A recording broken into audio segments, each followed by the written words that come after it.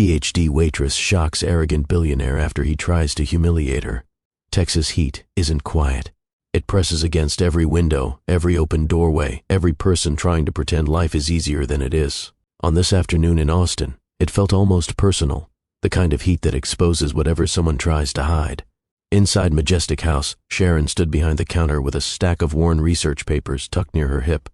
The edges curled from use, from years of dragging them through hope, disappointment, and nights when she wasn't sure she could keep going. These pages were the last reminders of a PhD she once chased with her whole chest. Before life demanded she run in a different direction.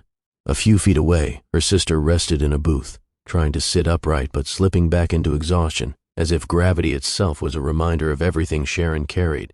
The sight wasn't dramatic. It was quiet, everyday truth. The kind of responsibility you don't announce because announcing it doesn't make it lighter. The lunch rush had passed, leaving the restaurant in a soft lull, one of those rare pauses where silence sits long enough for a person to hear their own thoughts. Sharon pressed her thumb gently against the corner of one paper. It had a fold she always traced when doubt crept in. For a moment, she let herself ask the question she usually shoved aside. What would my life look like if I didn't have to carry so much? Her eyes softened, her shoulders lowered a little, not in defeat, but in the kind of tired acceptance people feel when they've been strong too long. Viewers can feel that kind of moment immediately. It settles in the chest because everyone has asked some version of that question, even if they whispered it only once. This was the crack before the shift, and she didn't know it was coming. The front door opened with a sharp pull, letting in a burst of hot air, but the temperature wasn't what shifted the room. It was Christopher, not just wealthy, not just powerful. He was known, the kind of man whose presence changed people's posture. His entrance cut through the restaurant's quiet rhythm. Even the air felt different, as if the warmth outside was easier to handle than whatever energy he brought with him. Sharon didn't look up right away, but she felt it. Everyone did. She finally lifted her gaze, and the look on his face told her everything. Tight jaw, sharp eyes, tension that had nothing to do with her but was ready to land on whoever stood closest. People like him didn't come searching for solutions. They came searching for somewhere to release the pressure. Sharon didn't brace herself. She didn't stiffen. She simply stood still. Not out of bravery, but because she was too worn out to shrink. Anyone watching this moment already knows the feeling. Someone assuming you're beneath them, someone mistaking your silence for ignorance, someone talking to you like you don't matter, someone using their frustration as permission to wound you. It's universal. It lives in workplaces, classrooms, homes, everywhere power and insecurity collide. Sharon's fingers tightened on her papers. She didn't hide them fast enough, and he noticed, sharply, like he was waiting for something to target. Christopher's lips lifted in a small, almost bored smirk. He walked toward her with slow, certain steps. The moment stretched, not loud, but charged. Welcome to Mr. Graham family, where real stories teach real lessons. Every video carries a truth, a moment of reflection, or a reminder of what matters most. If you're new here, subscribe and stay close. Before you watch, like the video and drop a comment with the time and where you're tuning in from. This family reaches far. Christopher stopped directly in front of the counter, close enough for Sharon to smell the sharp edge of his cologne. Something expensive, something calculated, the kind of scent that tried too hard to announce importance. He didn't greet her. He didn't even blink. His hand moved suddenly, swift and practiced, and before Sharon could pull her papers back, he plucked one from the stack. Not gently, almost like he was removing clutter from a desk that offended him. A few customers glanced up. The kind of glance people use when they sense discomfort but pretend to mind their business. Christopher held the paper between two fingers, scanning the lines with a cynical curl of his mouth. A waitress studying during work hours, he said, his voice low but sharp enough to cut through the quiet. Is this really what I'm investing in? A couple at the nearest booth stopped chewing. A server behind Sharon slowed mid-step. The world didn't get louder, it got still. Still in a way that says, someone just crossed a line. Christopher didn't notice the silence. Or maybe he did, and liked it. He angled the paper toward himself. What is this anyway? Some light reading? Inspirational quotes? A hobby you do when customers aren't watching? The mockery wasn't loud, yet it carried through the entire room like a knife scraping the floor. Sharon inhaled once, steady. She didn't snatch the paper back. She didn't defend her intelligence. She didn't explain herself. She looked at him, calmly, evenly, the way someone looks at a problem they've solved before. "It's a predictive social model," Sharon said, her voice warm but locked in place. Christopher huffed a short laugh, the kind people use when they're not actually listening. "Oh, impressive," he said. "Do you even know what that means?" The cooks behind the window froze. A customer held his bread roll halfway to his mouth. Sharon didn't raise her voice. She didn't need to. "Do you know what happens when a system misallocates resources due to flawed assumptions?" she asked. Her tone was so calm it sharpened every word. Christopher blinked, thrown off balance. It was the first break in his armor. Sharon continued, not with anger, not with ego, but with the quiet authority of someone who has lived the consequences of being underestimated. It collapses from the inside long before the outside notices. The words drop between them like a weight. A soft, devastating truth. Christopher's smirk faltered. His shoulders pulled back an inch. His jaw flexed, not in anger, in recognition. For the first time, someone wasn't reacting to him. Someone was seeing him and saying something he couldn't dodge. The room felt different now. No dramatic gasp, no shock, just a collective pause, the kind that happens when an unexpected voice cuts through a space and rearranges its balance. This wasn't a challenge. It wasn't rebellion. It was a mirror. Sharon gently retrieved the paper from his hand, sliding it back into the stack with a soft rustle. She didn't break eye contact. She didn't shrink. She simply existed in her truth. And that truth hit him harder than any insult could, because in that moment, his power didn't matter. Her clarity did. This was the emotional snap. She isn't intimidated by him. She isn't impressed by him. She isn't affected by his status. She sees straight through him. Christopher, for once, had nothing to say, and the silence that followed wasn't empty. It was honest. The moment didn't explode the way restaurant drama usually does. No yelling, no broken plates, no theatrics. It tightened. Everything in Majestic House tightened at once. A couple who'd been whispering over dessert froze mid-sentence, their spoons hovering in the air as if sound itself had paused. A server carrying iced tea stopped beside a table, the condensation sliding down the glass and dripping onto the floor unnoticed. Behind the counter, a chef lifted a ladle toward a bowl of soup, then went completely still, not because he cared about the words, but because the tone changed the entire room. Even the steady churn of the air conditioner felt softer, like it didn't want to intrude. All eyes were on Christopher, but not in admiration, in confusion. This man, whose confidence usually filled every corner he entered, looked different. His expression faltered, not dramatically, subtly, the kind of shift that only happens when someone hears truth they weren't prepared for. His mouth parted slightly, as if he wanted to respond, but no words came out. The armor he always wore, the polished exterior built from status and pressure, slipped a fraction. Enough for the room to sense something he'd never admit. He wasn't in control of this moment. He wasn't steering the narrative. He wasn't the strongest person in the room. Everyone saw it. More importantly, he felt it. Meanwhile, Sharon remained steady, not triumphant, not smug, just steady. Her presence grounded the moment in a way that made the silence feel full, not empty. She didn't lean forward or step back. She simply held her place, a woman carrying her own world without apology. It was her calm that broke him, not her words. She turned slightly, as if ready to walk away, and that shift did what no argument could have done. It left him exposed, not embarrassed, but off balance in a way people rarely saw. A man who always had an answer now had none. A man who lived through dominance now felt the weight of being understood. Why did truth hit him so hard? Why does her voice reach places his wealth can't protect? Who is she outside this restaurant? The restaurant didn't crack open. He did. The moment imploded inward, tightening around him until he looked less like a billionaire and more like a man who'd suddenly been reminded of the parts of himself he spent years avoiding.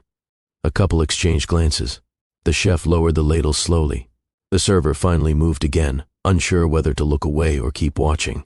Christopher blinked, struggling to regain whatever composure he had left, but Sharon had already shifted her focus. She didn't need to say another word. She had already said the one thing that reached straight through him. The room exhaled only when she did.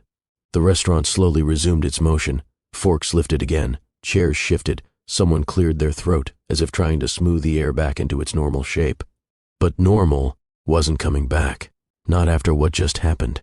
Even without looking at her, everyone sensed that Sharon had just changed the balance of the room. She didn't raise her voice. She didn't fight for attention. She didn't need to. Her truth had done the work.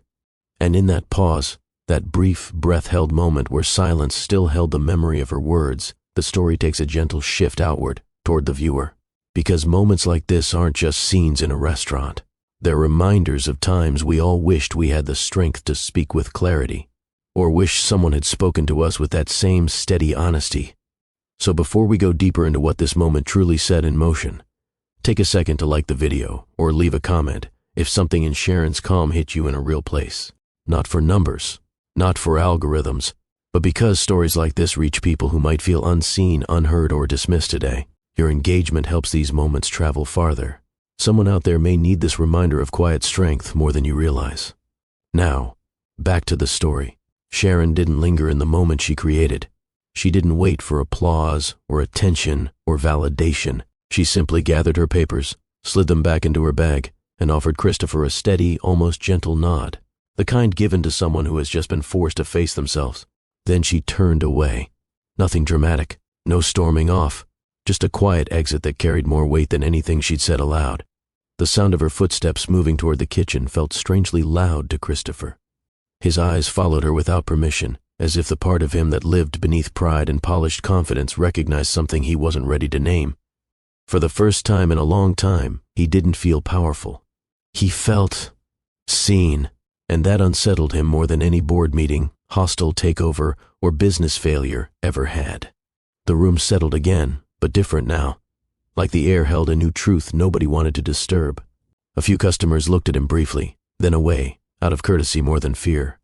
Christopher stood there with the paper's imprint still faintly warm in his hand, replaying her words. It collapses from the inside long before the outside notices.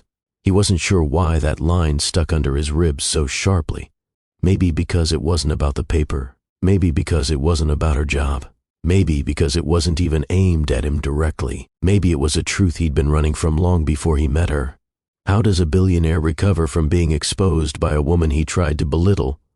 And why does she feel like the first person who ever spoke to him without fear? The story doesn't answer it yet. It only opens the door. The heat outside Majestic House still clung to the doorframes, even though the air inside hummed with steady coolness. Afternoon light stretched across the polished floors, catching on steel counters and glass water pitchers. It was the calm portion of the day, the thin space between lunch and evening where time slowed enough for thoughts to surface. Sharon stood behind the counter, arranging the last of the clean silverware. Her research papers were tucked close, edges soft from years of being carried through disappointment and quiet determination. Just glancing at them tugged something in her chest, not sadness exactly, but a reminder of what might have been if life had been gentler. In the booth near the window, her sister rested with her head slightly tilted, breathing evenly. Recovery made her fragile in a way Sharon refused to name, because naming it made it heavier. Instead, Sharon stayed close, watching for small signs, warmer cheeks, steadier posture, longer breaths. She never complained about the weight of it. She didn't know how to. The door opened, breaking the stillness. A streak of hot air followed, pressing briefly into the room before fading. Sharon didn't look up right away. She recognized that shift, the subtle tightening of space when someone walked in, holding the kind of energy that didn't belong in a quiet afternoon. It was Christopher. His expression carried the remnants of a meeting that had clearly gone wrong. Shoulders stiff, jaw set tight, a look in his eyes that told Sharon he wasn't entering a restaurant. He was searching for somewhere to place whatever frustration he brought with him. He didn't acknowledge anyone. He simply crossed the room as if the air parted for him, heading straight toward the counter. Sharon tucked one paper into her bag, not because she felt threatened, but because she didn't want him to handle anything that belonged to her. Not again. But he was already close. "Are you studying at work?" he asked, voice flat but edged. "This what I'm paying for?" It wasn't loud. He didn't need volume to embarrass someone. His confidence did that for him. A couple at a nearby table glanced over. A server paused mid-step. Small reactions, but noticeable. Sharon didn't lift her chin or drop her gaze. She simply stared at him evenly. "It's my break," she replied. He reached across the counter and lifted a sheet of her notes without hesitation, holding it carelessly between his fingers. The gesture said everything. He believed he had the right to touch what didn't belong to him. He cast his eyes over the writing, but he wasn't reading. He was searching for something to use. "Well," he said, "you certainly write a lot of something. Equations, diagrams, whatever it is. It seems like a waste of time here." A few people shifted uncomfortably. No one spoke. Sharon steadied her breath. Years of exhaustion settled behind her eyes, but they didn't dim her clarity. "It's a predictive social model," she said quietly. He raised an eyebrow, unimpressed. "Right." Her tone stayed calm, even warm. "It uses community data to improve resource distribution." Christopher laughed under his breath. "I doubt this place requires that level of complexity." His dismissal hung in the air. Sharon didn't push back. She didn't need to. Instead, she asked, "Do you know what happens when a system misallocates resources due to flawed assumptions?" He blinked once, the smallest crack in his posture. She continued, "It collapses from the inside long before the outside notices." A hush moved across the restaurant. Not dramatic, just human. People know when truth lands. Christopher's jaw tightened, but this time the tension wasn't defensive aggression. It was awareness. He didn't have a quick retort, and that unsettled him. Sharon reached out and gently took the paper from him, sliding it back into her stack without looking away. "I'm here to work," she said, "not to perform for you." He didn't move, didn't adjust his stance, didn't speak. For the first time, the mask he wore cracked just enough for Sharon, and anyone watching, to see the man underneath, someone carrying pressure he didn't know how to handle. She stepped away from the counter and walked toward the kitchen, checking on her sister as she passed. Christopher watched her go, speechless not because of humiliation, but because someone had spoken directly to the truth he spent years avoiding. This was the ignition point, the quiet fracture, the moment two very different lives collided, one worn down by responsibility, the other insulated by power, revealing more about both of them than either expected. For the next several minutes, Christopher remained exactly where Sharon had left him, standing at the counter, notes in hand, yet strangely still. He had been spoken to directly, not disrespectfully, not timidly, but with a level of calm that cut deeper than shouting ever could. And he didn't know what to do with that. Eventually, he pulled himself into motion and took a seat at a corner table, the same corner he always gravitated toward whenever he came into Majestic House, partly out of habit, partly because it allowed him to watch the entire restaurant without appearing intrusive. Today, though, he wasn't watching the room. He was watching her. Not in admiration, not in irritation, in confusion. It was the first time in years he encountered someone who didn't shift under his presence. People usually reacted instantly, adjusting their tone, their posture, their words, as if his opinion weighed more than their own comfort.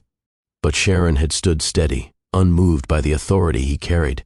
Something about that steadiness unsettled him. He loosened his tie, scrolling pointlessly through emails on his phone. His morning meeting had been a disaster, board members frustrated, investors demanding progress, and the same unresolved pressure sitting heavy on his shoulders. None of that bothered him as much as the unspoken truth Sharon had dropped in a single sentence. A system collapses from the inside long before the outside notices. It echoed in his thoughts, not because he wanted it to, but because the moment she said it, he knew she wasn't talking only about models, or equations, or theoretical systems. He felt the implication. He just didn't want to say it aloud. Across the dining area, Sharon was back in motion. She wiped down tables, refreshed drinks, carried plates, all with a composure that read as confidence rather than submission. She didn't rush. She didn't drag her feet. She wasn't trying to impress anyone or hide from anything. She simply did the work in front of her, and she did it well. Christopher watched this with a strange mix of irritation and curiosity. He tried to understand how a woman carrying that much weight, caring for her sister, working long hours, balancing responsibilities she didn't speak about, could stand so firmly in her own space. It didn't make sense to him. Not in the world he came from.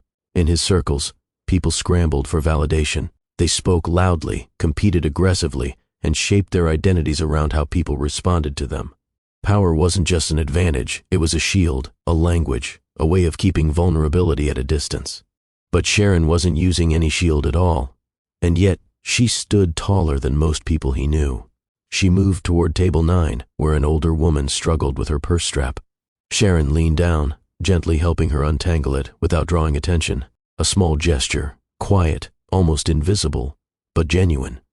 Christopher felt his jaw clench, not out of annoyance at her, but at himself. He realized, without wanting to admit it, that he had been scanning her reactions the moment he walked in, looking for a crack, a flinch, anything that showed he had gotten under her skin. But she hadn't given him any of that. She simply didn't play the game. He wasn't used to that.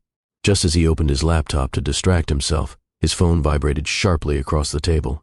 A message from his executive team. The board wants an update on the predictive model. Still no progress finding the author. They're losing patience. Christopher's jaw tightened. That model had become a source of obsession, a groundbreaking framework written by an anonymous researcher, someone who understood the human impact of resource distribution better than half the economists on his payroll. Whoever wrote it had vision, clarity, and a kind of grounded intelligence rarely seen in corporate proposals. He'd been trying to find the author for months, and failing. Another message buzzed in immediately. Investors are questioning the delay. We need results. He exhaled through his nose, rubbing his forehead with his thumb. Pressure used to energize him. Now it pressed against him like a weight he wasn't prepared for. His eyes drifted back toward Sharon unconsciously.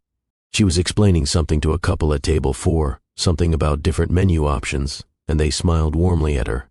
She smiled back, a real smile, light and effortless, not the smile she gave him earlier. He noticed the difference instantly. Why did that bother him? Because he wasn't used to being dismissed? Because he wasn't used to being unseen? Or because she had looked at him earlier like she already understood something he never said aloud? He pushed the thought away, forcing his attention back to the screen. But every few seconds, his gaze drifted back to her as if drawn against his will. He watched her check on her sister, adjusting the blanket around her shoulders. He noticed the small pressure in her brow, the kind of subtle worry that doesn't announce itself but stays present in the eyes of caregivers. He recognized the exhaustion in her posture, the way she moved carefully but deliberately. He saw the control she held over her life, even when circumstances didn't match the brilliance he glimpsed in her notes. None of this fit into the neat categories he normally used. She wasn't intimidated. She wasn't impressed. She wasn't trying to gain anything from him. She wasn't trying to avoid him either. She was simply being, and he had no classification for that. His phone buzzed again. Another reminder, find the researcher. He ran a hand across his chin in frustration. The anonymous paper felt like a ghost in his professional life, brilliant, important, elusive.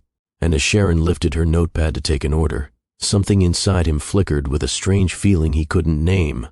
An instinct, almost like recognition, but incomplete. A question rose in him, uninvited but persistent. Who is she really?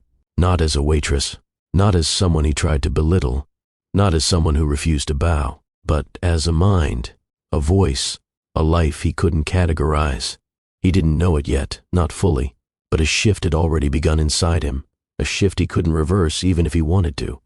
The tension wasn't romantic, it wasn't personal, it was psychological, and it was growing. The dinner crowd thinned slowly, leaving behind a trail of empty glasses and quiet conversations fading into the background.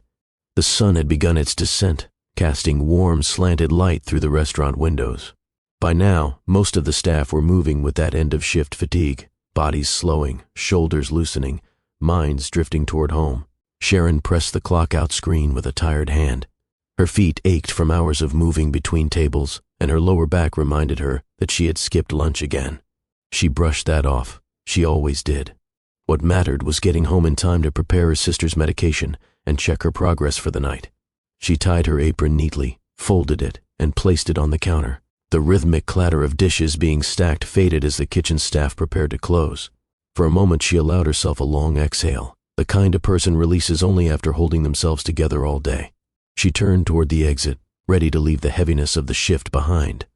But Christopher stood before she reached the door. He had been sitting quietly in his usual corner, barely touching his drink, replaying the earlier confrontation in his mind so many times that the edges of the memory felt sharp.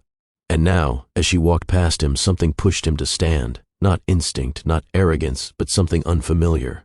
"Sharon," he said, his voice lower than usual. She stopped. Not abruptly, calmly, almost as if she had expected this. She turned to face him with the same composure she'd carried all day. "Yes," she answered. He took one step forward. His confidence didn't lead this time. Something else did, something edged with discomfort and sincerity. "I shouldn't have spoken to you the way I did earlier." Her face remained neutral, not cold, not inviting, simply steady. "Okay," she said. The single word caught him off guard. "Okay?" he repeated, as if expecting more. "You apologized," she replied. "I acknowledged it. That's what okay means." Her tone wasn't dismissive, it was factual. She wasn't interested in stretching the moment into something dramatic or giving him emotional reassurance. She had nothing to prove, nothing to win, nothing to soften. Christopher swallowed, realizing she wasn't going to help him through the discomfort he had created. "I didn't realize—" he began, then paused. "I didn't realize I was out of line." "You realized it now," she said gently. "That counts for something." He tried to hold her gaze, but her calm felt like a mirror he wasn't ready to look into. Most people softened their posture when speaking to him, even if they didn't agree. They tried to cushion their words, manage his ego, or adjust their tone to avoid tension. But Sharon didn't shift a single inch for him, not physically, not emotionally, not socially. He wasn't used to that, and the unfamiliarity made him uneasy. "Can I ask you something?" he said. "You can," she replied, "but I may not answer." The directness startled him again. He nodded slowly. Is everything okay in your life?" He almost winced at how clumsy the question sounded. Sharon studied him carefully, reading not just the words but the intention behind them. He wasn't asking out of genuine closeness, he was asking out of curiosity and misplaced responsibility. "I'll be fine," she said simply. He rubbed the back of his neck, clearly unsure how to continue. I didn't know you were dealing with so much." "You weren't supposed to know," she answered. He blinked. "Why not?" She tilted her head slightly. "Because my life isn't a performance." That line hit him harder than anything she'd said earlier. It wasn't meant to wound him. It was the clean truth. He felt his throat tighten. Most people he knew lived like performers, dressing their pain in ambition, polishing their insecurities into charm, pretending their worth depended on applause. Sharon wasn't performing for anyone. Not even now. She continued, "Some of us don't have the luxury of taking things personally. I have responsibilities, real ones. Your comment today wasn't the biggest thing happening to me." He stood there silently, absorbing the reality of what she had just told him. He wasn't the center of her world. He wasn't the obstacle. He wasn't the defining problem. He was just one moment, in a long day, she barely had time to process. A strange weight settled in his chest, regret, but not the kind that seeks forgiveness. The kind that makes a man rethink his choices quietly. "I didn't mean to add more stress to your day," he said, voice softer. "You did," she replied. "But I learned a long time ago not to let someone else's frustration throw off my balance." Christopher lowered his eyes for a moment, feeling exposed, not humiliated, but revealed. Sharon wasn't attacking him. She wasn't accusing him. She wasn't inflating what happened. Her honesty was clean, unembellished, and undeniable. It was the first time someone had ever held him accountable without anger. And somehow, that made it land deeper. "Good night, Christopher," Sharon said. She adjusted her bag on her shoulder and walked past him toward the door. The movement was simple, but it carried a finality he wasn't ready for. He watched her step into the warm Austin evening, the glow from the streetlights catching the curl of her hair. His hand twitched slightly, as if he wanted to call her back, but he didn't. He couldn't, because he didn't know what to say next, and for a man like him, that alone was unsettling. Sharon disappeared into the night with the same quiet dignity she had walked in with, and Christopher remained standing, staring at the door long after she left, feeling something he hadn't felt since he was young: uncertainty, respect, and a growing awareness that he had just met someone who wasn't moved by his status, his power, or his presence. Someone who didn't shrink, someone who didn't bend, someone who didn't treat him like a force to be managed. She had held up a mirror, and he wasn't sure he liked the reflection. The chapter didn't end with romance. It ended with truth, and that truth would follow him home. Morning came earlier than Sharon wanted, but she didn't have the privilege of lingering. She sat at her small kitchen table with a cup of coffee that had already cooled, scrolling through her dissertation notes on her laptop while sorting through a pile of bills spread across the surface. They weren't new. None of them surprised her anymore. Her sister rested quietly in the bedroom, breathing deeper than the night before. It was a relief, a small one, but enough to steady Sharon's heart for the morning. She stretched her neck, inhaled deeply, and leaned over her keyboard again.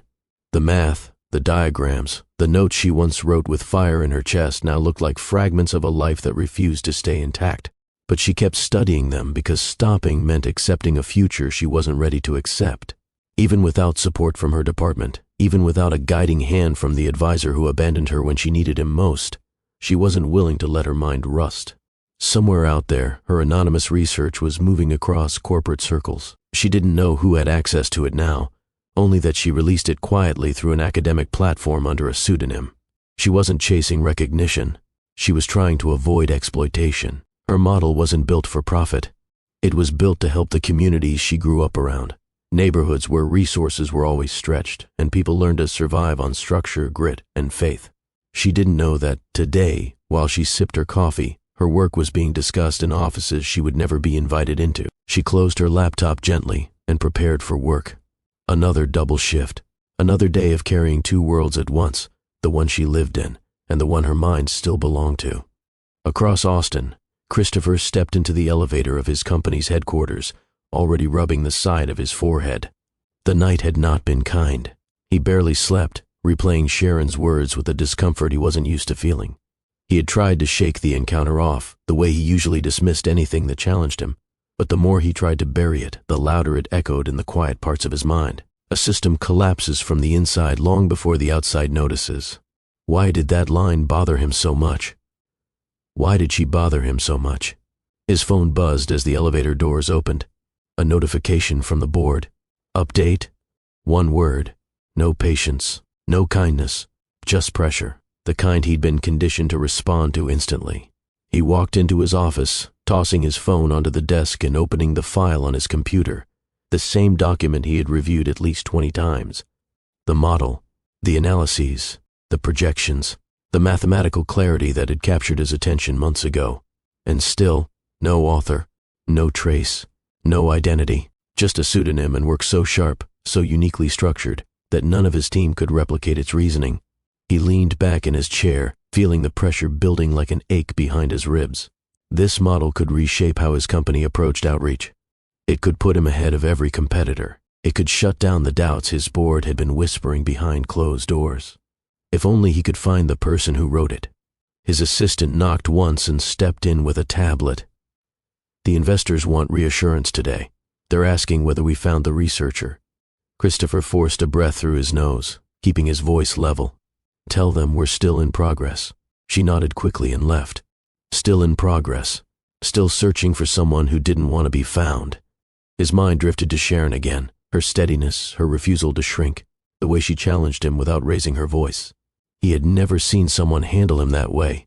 And somewhere beneath the irritation, beneath the unexpected respect, he felt something else. Curiosity. He closed his laptop and stared out the window, but his thoughts refused to settle. Instead, they moved back to Majestic House, to the way she handled customers, to the quiet care she showed her sister, to the way her eyes stayed focused even under stress.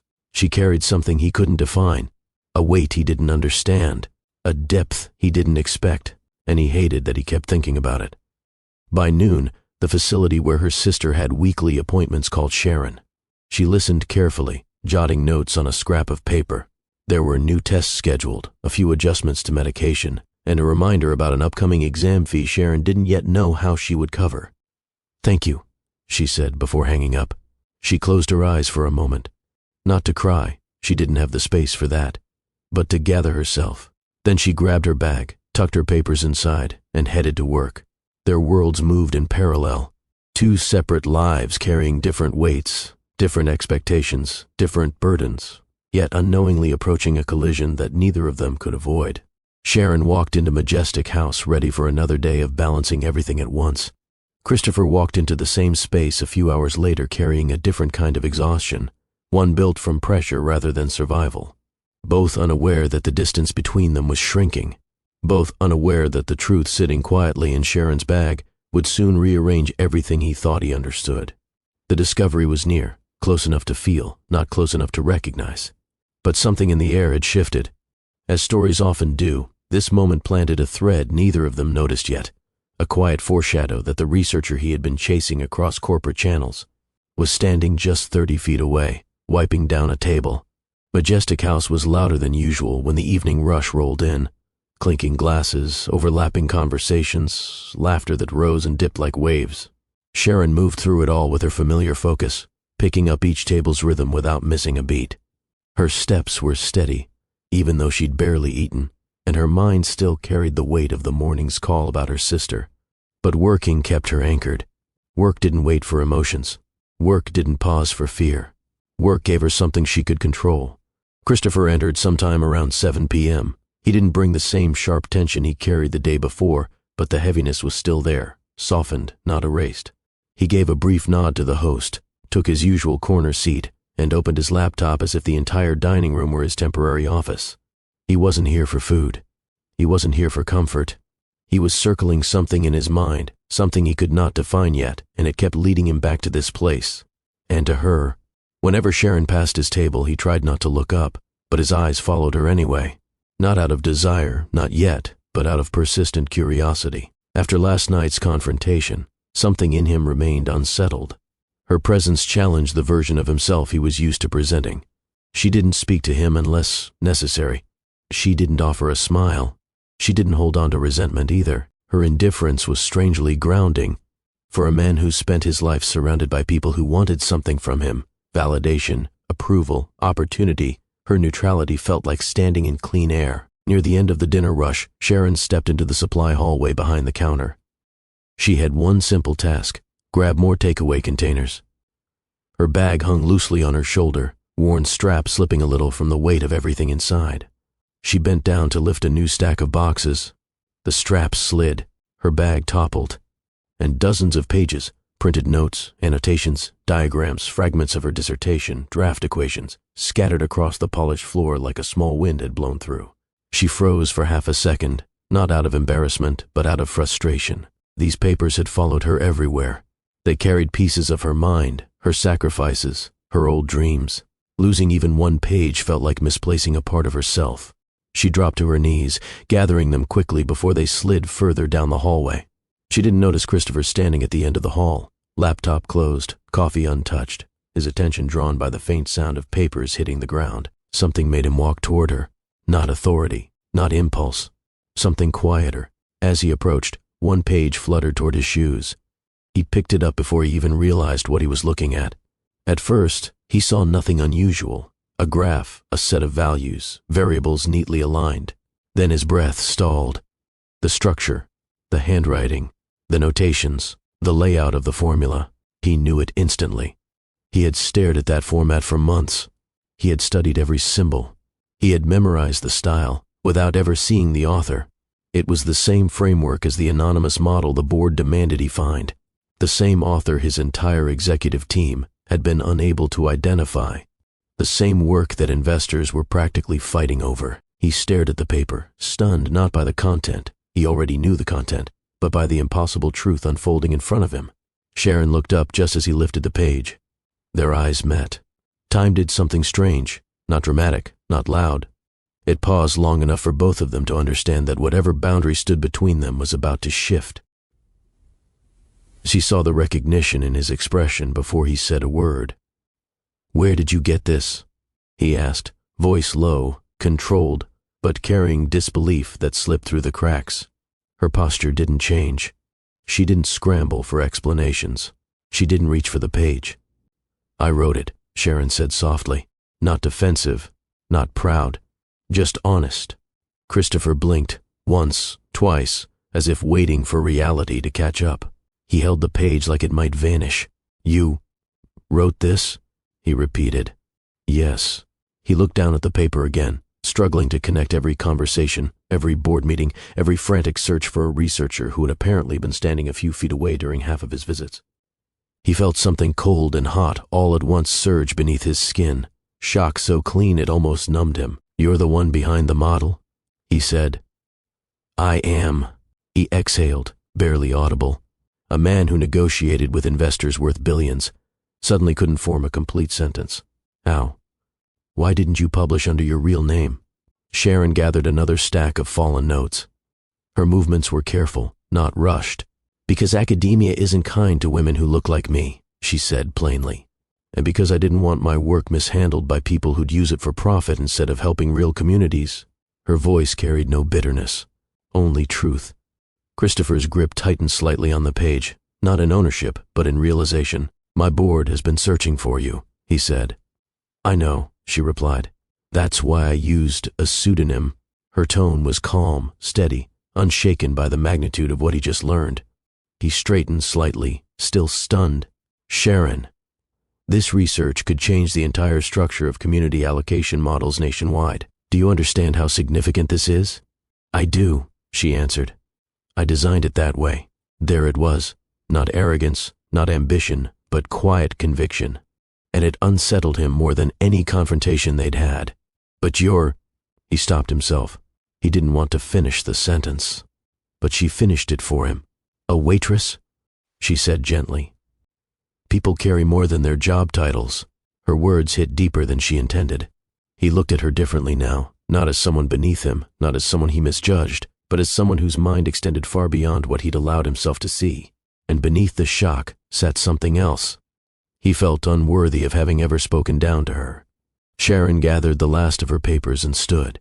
Her eyes held a firmness that reminded him she wasn't asking for recognition, approval, or a place at his table. She wasn't asking for anything. Her silence asserted something new, a boundary, a clarity, a truth he could no longer ignore. For the first time, Christopher understood just how wrong he had been, and how little he truly knew about her. The restaurant lights dimmed as closing time approached. The last customers left slowly, offering polite goodnights while pulling jackets around their shoulders. Chairs were turned upside down on tables, and the smell of lemon cleaner drifted through the air as the kitchen staff tidied up for the night. Through it all, Sharon moved with calm efficiency, sweeping loose crumbs into the dustpan while keeping her papers secured tightly this time. After what happened in the hallway, she wasn't taking another chance. She sensed him before she saw him. Christopher hadn't left after the rush. He'd stayed in the corner booth, silent, unreadable, hands clasped in front of him like he was waiting for something he wasn't sure he had the right to ask for. When she finally approached the counter to collect her bag, he rose from his seat. Sharon, he said, not sharp, not demanding, just her name, quiet, almost cautious. She turned to face him. Her expression wasn't defensive. It wasn't inviting either. It was the look of a woman who had learned to protect her energy because life had already taken more than it gave. Yes, she replied. Christopher hesitated, a rare sight for a man used to leading conversations with confidence. His voice carried none of the arrogance she'd seen when they first met. Can we talk? He asked. She studied him for a moment. She wasn't reading his outfit or his posture or his wealth.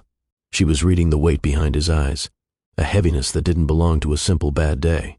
Talk about, she asked. He swallowed. Earlier. In the hallway, she took a soft breath, not impatient but measured. Christopher, you've already asked what you needed to ask. You now know what the papers are. That's not all I want to understand, he said quickly, and the urgency in his voice wasn't pushy. It was human. She paused, then nodded toward the booth beside the counter. 5 minutes. They sat opposite each other. The restaurant was nearly silent, except for the faint hum of the beverage cooler in the corner. Christopher leaned forward but kept his hands folded, as if he didn't trust himself to gesture without overwhelming the moment. You wrote something that has my entire board chasing shadows, he began. Something brilliant. Something that could reshape how companies approach community support. Something I didn't expect to come from someone working double shifts.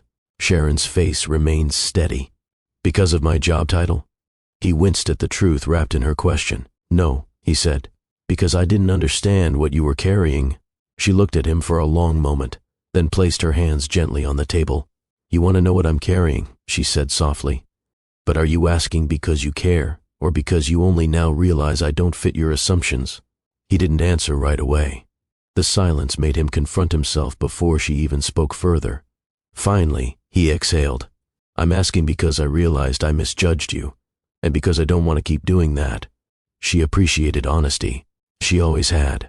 She tilted her head slightly, signaling she would give him room to listen. My sister is sick, she said simply. She's been sick for a while. That's part of what forced me to step away from finishing my degree. Christopher's brows drew together, not out of pity, but understanding. True understanding hits quieter. She needs care every day. Appointments, medication, monitoring. Some days she has energy. Some days she can barely stand. The inconsistency means I can't be far, and I can't take opportunities that pull me away for long stretches." He nodded slowly, absorbing every word. "I work here," she continued, "because they let me take night shifts. I can leave if she calls. I can be home when she needs me." Her eyes softened with truth, not vulnerability. "My life didn't fall apart because of a lack of skill or ambition. It shifted because responsibility doesn't wait for the right moment." Christopher's shoulders lowered a little, the weight of her reality reshaping something inside him. "And your advisor?" he asked quietly. Sharon's gaze dropped for the first time. "He supported me until I stopped being convenient. When my schedule changed, when I couldn't attend every meeting, when I needed flexibility, support faded. Eventually, it disappeared entirely." She looked back up. "So I finished the model on my own time, in hospital waiting rooms, at 2 a.m. between shifts. I submitted it anonymously because the last thing I needed was someone using my work for corporate gain, while giving nothing back to the communities that inspired it." Christopher's chest tightened.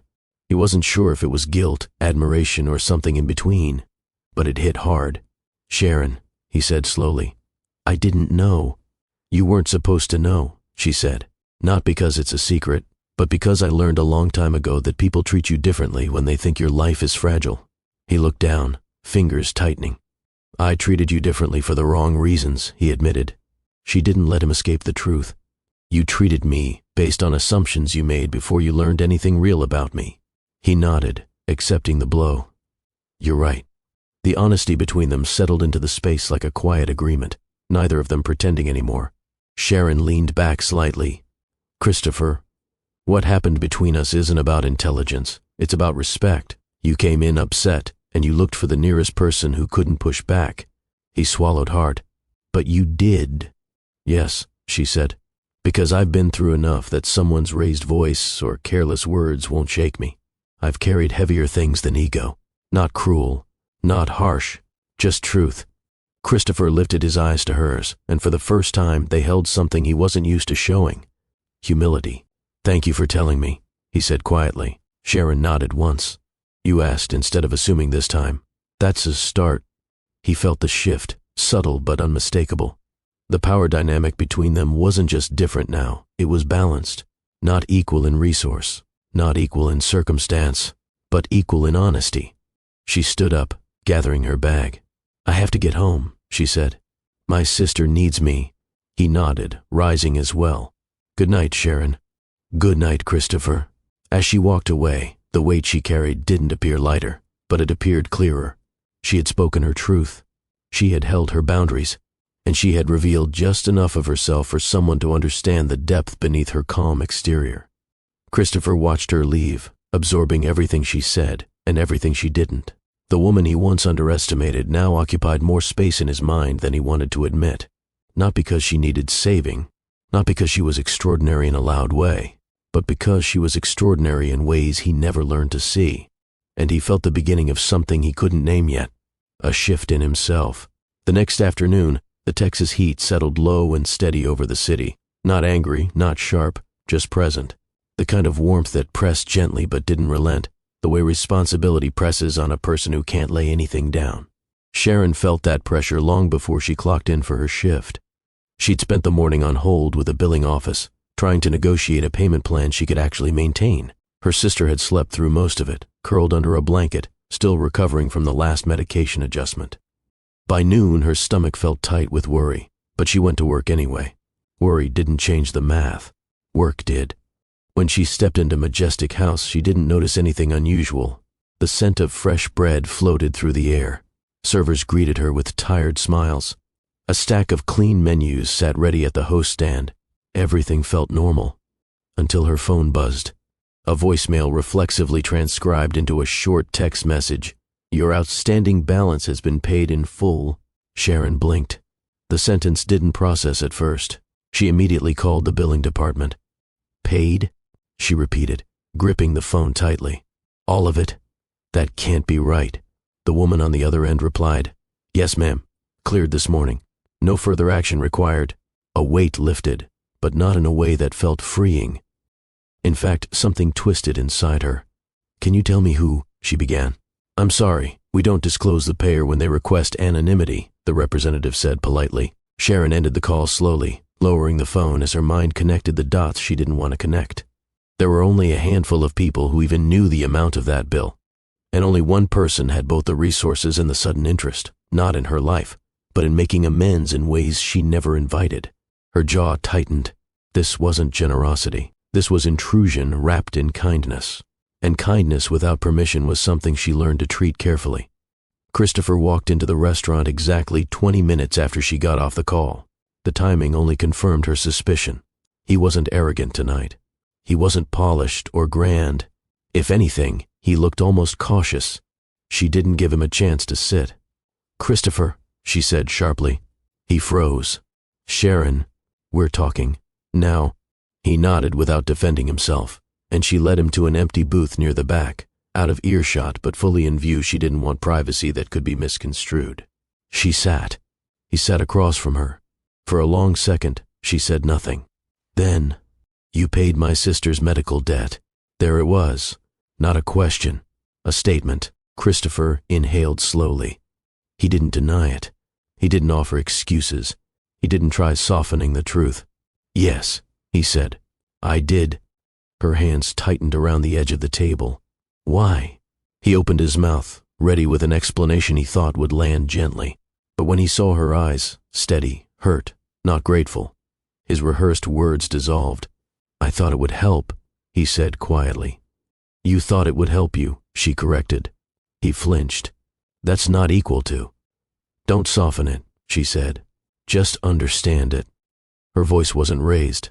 Her control made the words sharper. "You saw a problem and solved it the way you solve things in your world, with money and speed. But in my world, help requires consent, respect, conversation." He let the words sink in. She continued, her tone still even. "Generosity without consent is control." He breathed out hard, eyes lowering. He felt that line deeper than the first time she challenged him. "You didn't ask me what I needed," she said. "You didn't ask me what my sister needed. You didn't ask if paying that bill would affect something in our financial plan or her insurance record." Christopher straightened, guilt rising in his chest. "I didn't think—" "No, you didn't," she said. "You reacted, not to my burden, to your guilt." Her honesty landed like truth always does, quietly, but with precision. He nodded slowly, accepting the blow. "You're right," he said. "I should have asked. You should have trusted me enough to let me decide how to handle my own life," she replied. His breath caught. There it was, the real wound, not the bill, not the money, not the problem. The assumption that she needed him to step into a space she never opened. He ran a hand across his forehead. "I wasn't trying to diminish you."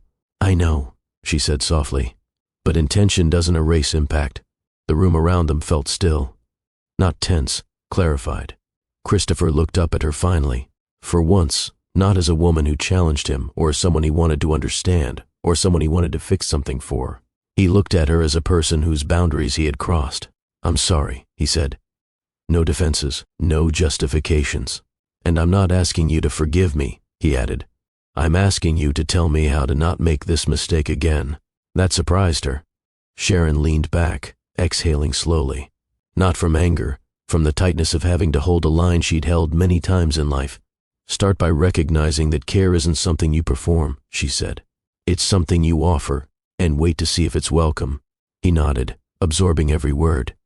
"And Christopher," she added, "I don't want to feel indebted to you. That is not how relationships, any kind, should start." He looked down.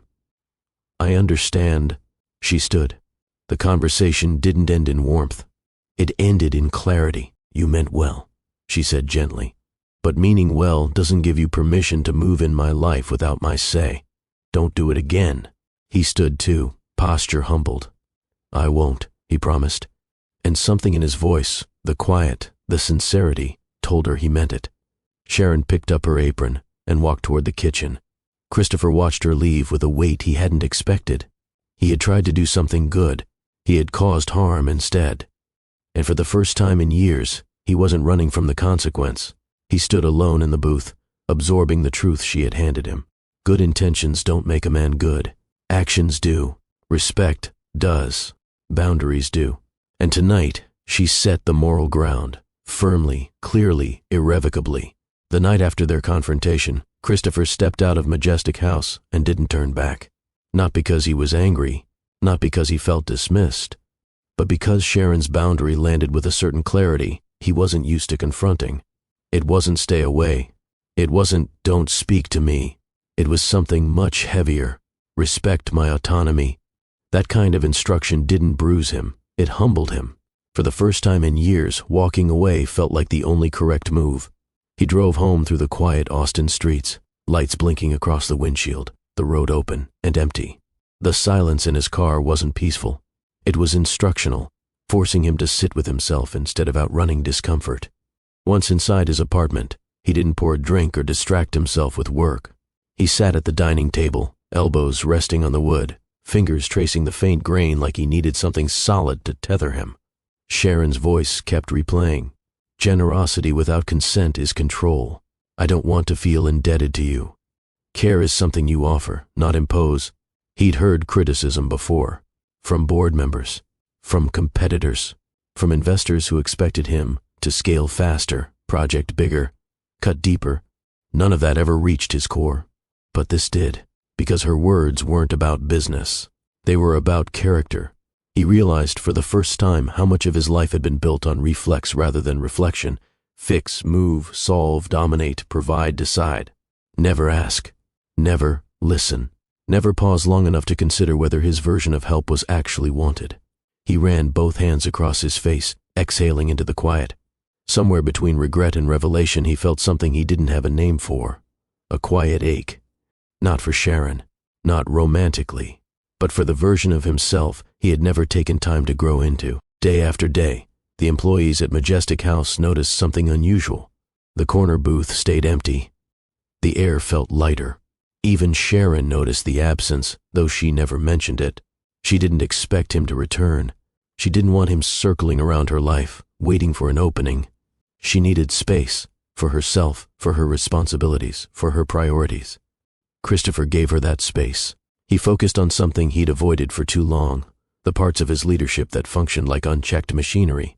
He arrived at his corporate headquarters earlier than usual one morning, walked straight past his assistant, and shut the conference door behind him. His executives looked up, startled. He rarely initiated meetings. He only responded to them. "We're restructuring," he said, taking a seat at the head of the table. The team exchanged looks. "Restructuring what exactly?" One of them asked. "Our outreach division, our hiring policies, our community contracts," Christopher said plainly. "If our work harms the people we claim to help, then we're not the company we say we are." The room stayed silent. This wasn't a visionary speech. This wasn't a marketing angle. This wasn't pressure from investors. This was personal, deeply personal. Because for the first time, he wasn't trying to chase influence. He was trying to correct the parts of himself reflected in his company. Over the next few weeks, he held more internal audits than he had in the last 2 years combined. He ordered reviews of partnerships, including ones he once considered untouchable. He hired an ethical leadership consultant, not for public credit, but to challenge the blind spots he had ignored for years. He didn't announce any of this. Not on social media, not in press releases. Growth done quietly is the hardest kind. While he was rebuilding his leadership from the inside, Sharon was rebuilding her future, piece by piece, hour by hour. Her sister's health improved slowly, enough for Sharon to breathe a little easier. The burden was still heavy, but no longer pulling her under. Her shifts at Majestic House became more predictable. She managed her schedule better. She slept more than 5 hours a night. She cooked meals instead of snacking between tasks. She even allowed herself small pockets of time to read again. And her dissertation, she returned to it with quiet fire. Sharon didn't rush. She didn't panic. Instead, she revisited every page like she owed it respect, not because she needed academic validation, but because the work deserved completion. Some nights she typed until her eyes ached. Some mornings she edited paragraphs with fresh clarity. Every week she made progress, steady and determined. 3 months after Christopher stepped back from her life, Sharon defended her dissertation. She didn't tell many people. She didn't celebrate loudly. She didn't post about it online. She simply walked out of the committee room with a slow breath, a subtle smile, and a quiet sense of freedom that only people who fought through uncertainty ever experience. She didn't think of Christopher in that moment, not because he wasn't significant, He was, but because this chapter belonged to her. She earned it, without shortcuts, without rescue, without collapsing under the pressure.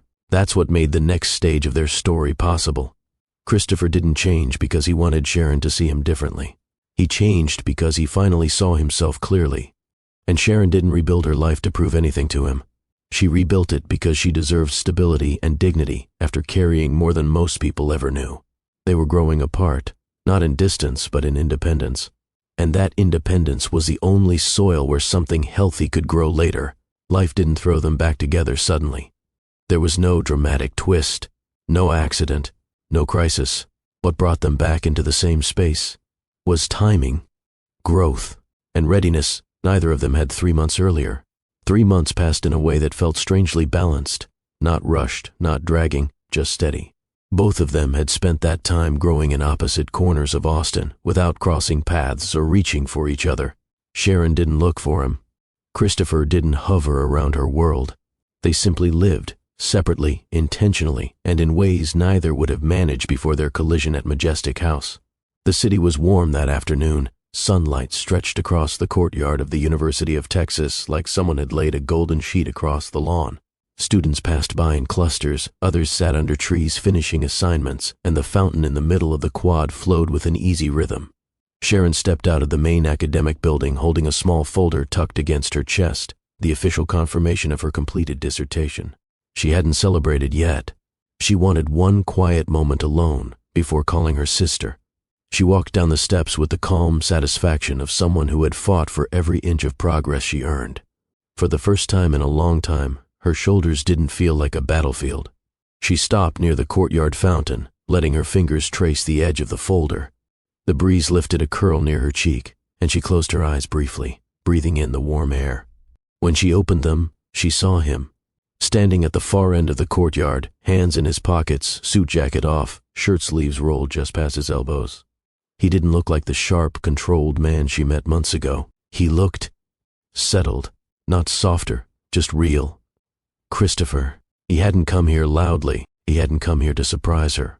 He was simply standing there, watching the fountain, unaware she'd stepped into view. For a moment she hesitated, not out of fear or tension, but because she wanted to take in the version of him standing there, the quiet of his posture, the absence of urgency. The way he wasn't trying to dominate the space or command anyone's attention. He existed differently now. She walked toward him with measured steps. The sound wasn't loud, but he turned before she reached him, almost as if he felt her presence. Their eyes met, not with shock, not with old tension, just recognition. "Sharon," he said softly. "Christopher," she replied. He looked at her hands. "You did it." She nodded. "Yes, I did." There was no pride in her voice, only truth, and he respected that. "I'm glad," he said, "really glad." She searched his face, noticing something new, not the familiar confidence, not the old guardedness, but a steadiness that had grown in the space she asked him to give her. "You look different," she said. He let out a small breath, almost a laugh. "I feel different." She waited for him to continue. He stepped closer. Not invading, not asserting, just closing the distance in a way that felt earned. "I've spent the last few months learning how to exist without treating everything like something I need to manage," he said. "People, situations, emotions, myself." Her eyebrows lifted slightly. Not disbelief, acknowledgement.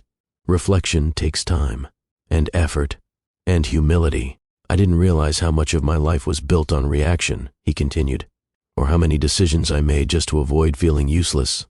Sharon didn't interrupt. She let him speak. "You were right," he said finally. "I didn't know the language of connection. I only knew the language of control. And I didn't even see the difference until you pointed it out. Normally, he would have delivered a line like that with polished phrasing. Today, it sounded honest, imperfect, and human." Sharon inhaled slowly, letting the truth of his words settle. "Growth doesn't erase the past," she said, "but it does shape the future." "I know," he said. "And I'm not here to rewrite anything. I'm not here to win anything.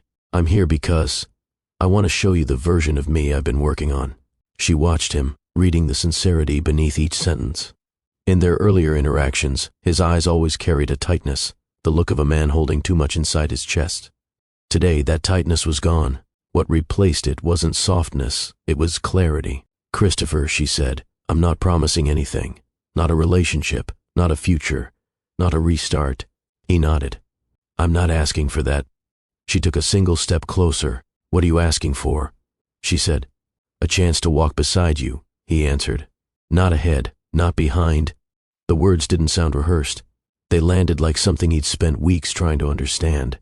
Her chest tightened in a quiet, warm way she didn't expect. Not romantic, not dramatic, just real. "Walking beside someone means being honest," she said. "Not perfect. I can do honest," he replied gently. "Walking beside someone means listening," she added. "Not assuming. I can do that too. And walking beside someone means growing at a pace that's real, not rushed." His expression softened.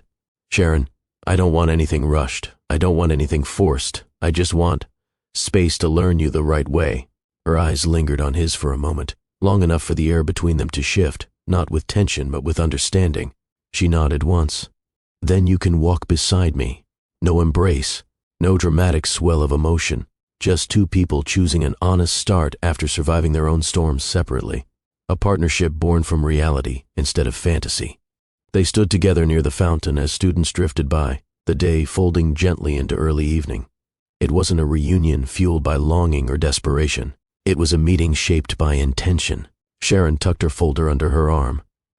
"I need to call my sister," she said. "Of course," he replied. "I'll walk with you. Beside me," she reminded. He smiled, a real one. "Beside you." And they walked across the courtyard at the same pace, neither one leading, neither one following. For the first time, the ground between them felt balanced. Not perfect, not romantic yet, but honest. A beginning shaped by two people who finally knew themselves well enough to meet each other as equals. The first week after their courtyard conversation felt strange in the best way. Nothing dramatic happened. No sudden declarations, no sudden shifts. Instead, something small but meaningful began forming. A rhythm neither of them tried to rush. Christopher suggested they meet for coffee one afternoon. Not a dinner, not a private event, not something grand that could blur boundaries. Just a simple cup at a quiet place off South Congress. Sharon agreed, but with the same steady caution she carried through her life. When she walked into the shop, she noticed him immediately, not because he took up space with confidence, but because he wasn't trying to. He was seated at a corner table with 2 cups already waiting, one black coffee, one with oat milk, the way she ordered it on the rare days she treated herself. He didn't waver over. He didn't stand dramatically. He simply looked up and offered a warm, genuine nod. "Hey," he said. "Hey," she replied, sliding into the seat across from him. There were no scripted lines, no tension pretending to be chemistry, just 2 adults figuring out how to exist in the same space without history pressing too hard on the present. Sharon took a sip of her coffee and let the moment breathe. "You remembered my order," she said. He shrugged lightly. "You corrected me the first time I guessed. I don't forget corrections that are useful." She smirked. "You mean corrections that protect your pride?" He shook his head. "No. Corrections that show me how to be a better listener." The honesty caught her off guard. Not exaggerated, not polished, just clean truth. She leaned back in her chair, studying him. 3 months ago, he was a man who tried to assert himself into every interaction. Now, he was someone who understood that silence wasn't weakness. It was space. "What's been on your mind?" she asked. He rested his hands on the table, fingers lightly tapping the ceramic mug. "Mostly learning how to talk without dominating a conversation. I didn't realize how much I used to control the direction of things, even when I meant well." Sharon nodded slowly. "Power teaches bad habits." He took that in without reacting defensively. "Yeah, it does." Their conversation drifted toward lighter topics. Austin neighborhoods, new developments, her sister's health, the best food trucks on East 6th. Nothing forced. Nothing heavy. Then the rhythm shifted. Sharon's tone softened slightly. "Christopher, I'm not used to this." "To what?" he asked. "To someone showing consistency without expecting something in return." He didn't smile triumphantly. Instead, he leaned back, absorbing what it meant for her to say that aloud. "I hear you," he said, "and I know why you're hesitant. You've had to carry things alone for a long time. Letting someone walk with you, even lightly, feels dangerous." Her fingers wrapped around the warm cup. It's not about danger, it's about survival. He nodded again. And I don't want to add pressure to that. She studied him for a few seconds. You're doing better than you think. Christopher looked out the window briefly, watching cars slide past the storefront, people strolling with ice drinks in hand, parents guiding kids across the street. I've been visiting a community center downtown, he said. Sharon blinked. Why? To understand the environments your model was built to help. She wasn't expecting that. He continued, I realized I'd been trying to use your work without understanding the people it was meant for. So I've been learning, listening, talking to coordinators and volunteers, not announcing who I am, just observing. Her chest tightened with something warm but cautious. That's unexpected. I figured you'd appreciate effort more than polish. She took a slow breath. You're right. The conversation shifted toward her life next. He didn't pry, but he asked with intention, how are you adjusting now that your dissertation is done? She looked down at her cup, tracing the rim with her thumb. It feels strange. For years that work lived in the background of my life. Now I finally see daylight, but I'm not sure what comes next. That's okay, he said. Not knowing what's next is the first real step for people who spent too long surviving. Her eyes lifted. He meant it. Not as advice, not as motivation, simply as recognition. The emotional rhythm between them began aligning, not by force, not by proximity, but by mutual honesty. He wasn't trying to impress her. She wasn't trying to prove anything. They were learning each other's emotional language, his tendency to problem solve too quickly, her instinct to hold back until she felt safe.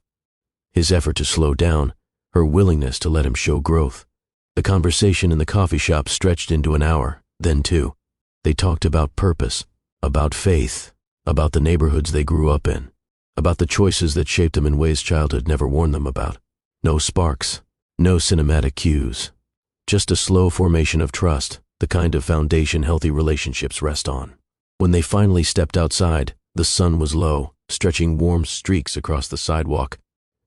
Christopher walked beside her, literally beside her, not one step ahead. You're a different person than when we met, she said quietly. He shook his head. No, I'm the same person. I just finally stopped hiding the parts that needed work. She considered that, then nodded. Honesty looks good on you. He paused, hands in his pockets, turning to look at her fully. I like this, he said softly. Talking, learning, walking slow. So do I, she admitted. It wasn't a confession of feelings. It wasn't a promise. It was something better, a mutual willingness to grow together, at a human pace. Christopher glanced toward the busy street. Do you want to walk a little longer? Sharon hesitated, not out of fear, out of caution rooted in lived experience, the kind that teaches you partnership should be built, not jumped into. She finally nodded. Yes, but remember, beside me. He smiled, not in pride but in understanding. Beside you. They walked the length of South Congress, passing murals, small shops, the gentle hum of evening traffic. Two people moving naturally, learning how to hold space for each other without crowding it. The language of partnership had begun, not through romance, but through intention, and neither of them needed anything more than that right now. The first sign that things were shifting between them didn't come from a conversation or a gesture. It came from work, the place where both of their lives, burdens, and identities had collided long before either of them understood the full story.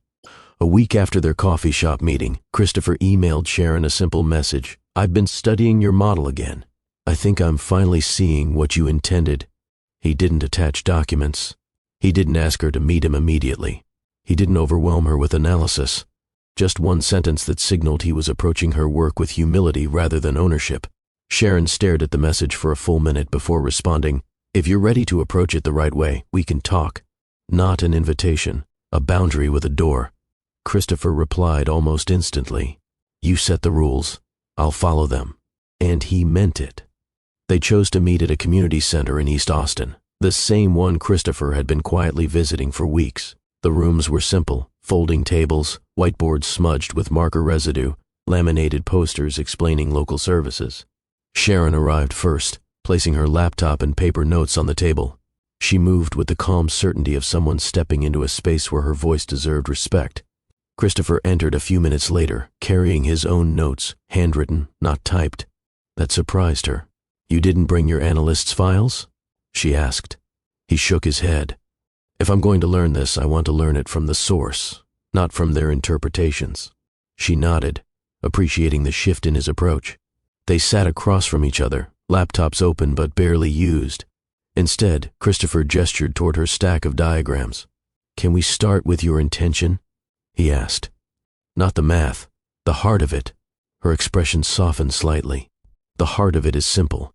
Communities don't fail evenly. They fail at specific points: resource distribution, access to services, transportation gaps. My model identifies where support collapses first, so organizations can reinforce those points before families fall through.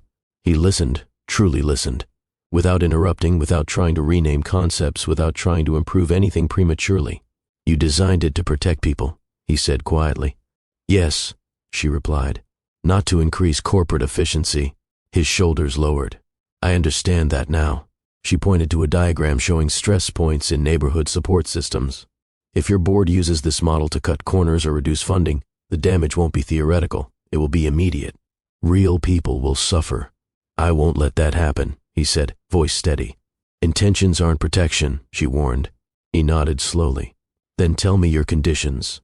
She leaned back in her chair, folding her arms. The model stays open source. No patents. No ownership framework that allows a corporation to claim it. He absorbed that before responding. Fine, she continued. Any implementation must be paired with community oversight, not just financial oversight. People from within the neighborhoods must have decision-making authority. Agreed. And if your company uses the model, she said, it must expand services, not shrink them. He nodded again. Done. She waited, watching him carefully. You're agreeing quickly. He met her eyes. Because I came here to learn, not negotiate. Something shifted subtly in her posture, a light easing of tension. For the first time, they weren't standing on opposite sides of intention. They were sitting side by side, facing the same direction. As they reviewed the diagrams together, Sharon guided him through the deeper layers of the model, the ethical underpinnings, the cultural nuances, the lived experiences baked into every formula. Christopher took notes slowly, not trying to impress her with speed or comprehension. At one point, he paused, tapping his pen lightly. Sharon, I never realized how much academic work requires emotional labor. She smiled faintly. It's not just academic, it's human. You can't model community without understanding the community's wounds. He sat back, absorbing that. Your work has more empathy built into it than anything I've encountered. She closed her laptop gently. That's why I wouldn't let it be misused. He looked up at her with quiet sincerity. I see that now, and I'm grateful you protected it, even from people like me. Sharon didn't look away, especially from people like you. That line didn't cut him. It clarified him. For years he had moved through the world believing he was one of the good ones. But he was beginning to understand that good intentions didn't matter if the impact was harmful. This collaboration was changing him, not into someone new, but into someone honest. The afternoon light dimmed as they continued working, the room growing quieter as community volunteers wrapped up their day. Sharon rubbed the back of her neck unconsciously, and Christopher caught the gesture. Do you need a break? He asked gently. I'm okay, she said. You don't have to be, he replied. His tone wasn't controlling. It wasn't demanding. It was observant, the tone of someone learning her emotional language, not attempting to rewrite it. She gave a small smile. 5 minutes won't hurt. They stepped outside under the warm Austin sky. The air was soft and still, wrapped in the quiet comfort of late afternoon. They walked a few steps without speaking, not out of awkwardness, but out of shared reflection. Christopher glanced at her. I'm proud of you. She inhaled, surprised by how natural the words felt coming from him, not patronizing, not performative. Genuine. You don't have to be proud of me, she said. I know, he replied. But I am. She didn't respond immediately, not with words, but a warmth flickered through her chest, not romantic excitement, but recognition. This was someone showing care at the correct volume, at the correct depth, at the correct moment. They returned to the room, finished their work, packed their bags. As she closed her laptop, Sharon said softly, You're learning. He smiled, not triumphant but grateful. I have a good teacher. Their eyes held, not in longing, not in intensity, but in mutual respect. Something gentle was forming, something quiet and sturdy. something that didn't need to be named yet. Purpose had become the first bridge between them. Healing was becoming the second. They didn't plan to meet that evening. It wasn't written in a text or scheduled in a calendar. It happened because life, for once, aligned their steps in a way that felt organic. Not forced, not dramatic, just timely. Sharon had finished a long shift at Majestic House, her shoulders heavy but her spirit lighter than months before. She stepped out into the fading Texas light, the kind that softened the edges of the day without fully erasing its weight. She didn't expect to see him. Across the street, sitting on a bench under a tree, was Christopher, not in a suit, not on the phone, but simply sitting, hands resting loosely, gaze lifted toward the sky as if he was learning to be comfortable doing nothing. That alone told her he had changed more than he realized. She hesitated for a moment, then crossed the street with slow, steady steps. "You okay?" she asked when she approached. He looked up immediately. A small, genuine smile pulled at the corner of his mouth. "Yeah. I was just thinking, that's new," she teased lightly. "Trying to make it a habit," he replied. She sat beside him, leaving just enough space to keep things comfortable. Not guarded, just respectful. The air was warm, touched by a breeze that smelled faintly of summer grass and the distant scent of food trucks down the block. For a few minutes they sat in silence, the kind that comes when two people trust each other enough not to fill every second with talk. Eventually, Christopher exhaled, his voice softer than usual. "Sharon, can I be honest about something?" "You usually are these days," she said gently. "Go ahead." He kept his gaze forward, watching the sun drift lower behind the buildings. "I've been afraid for most of my life." She turned to him, expecting an explanation wrapped in business language or childhood stories shaped to sound cleaner than they felt. But he didn't hide behind any of that. "I'm afraid people will leave if I stop performing," he said. "Afraid that without success, I'm not enough. Afraid of slowing down because slowing down makes me feel exposed." Sharon studied him, the posture, the voice, the vulnerability he had never allowed anyone to witness at this level. It wasn't rehearsed. It wasn't curated. It wasn't polished. It was a confession. "Do you know why I stayed away from you for 3 months?" He continued. She didn't interrupt. He needed the space to complete his thought. "Because I knew if I didn't step back, I'd turn whatever this is into another power imbalance. I had to learn myself before I tried to learn you." That landed gently, like a truth carried carefully. Sharon let her breath settle before she spoke. "I'm afraid too, Christopher." He looked at her then, fully, intentionally. Her tone wasn't shaky or dramatic. It was steady, but the steadiness came from honesty, not detachment. "I'm afraid of depending on someone," she said. "I'm afraid of letting someone into the parts of my life that already feel fragile. I'm afraid of building something slow, only to watch it fall apart fast." He nodded once, not to comfort her, but because he understood. "And I'm afraid," she added softly, "that if I open my heart too soon, I'll lose myself." For a moment, neither spoke. The evening deepened around them, and the world grew quieter, as if giving them permission to continue. Christopher shifted slightly, not closer, not farther, just enough to signal attentiveness. "What do you need to feel safe?" he asked.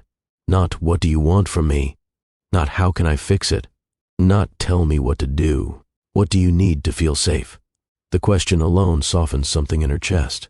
She drew in a slow breath. "Consistency, not intensity. I don't want big gestures. I want steady presence." He nodded. "I can do that. And honesty," she said, "even when it's uncomfortable." "I'm learning that too." "And patience," she finished. "I move slow when it comes to trust." His answer was quiet, but sure. "I'm not in a rush." Sharon looked down at her hands, then back at him. "What about you? What do you need?" He thought for a few seconds, long enough to consider the truth instead of grasping for it. "Someone who won't disappear when I stop performing," he said. "Someone who sees me without the armor and doesn't treat me like I'm broken." She didn't smile. She didn't tease. She simply said, "I'm capable of that."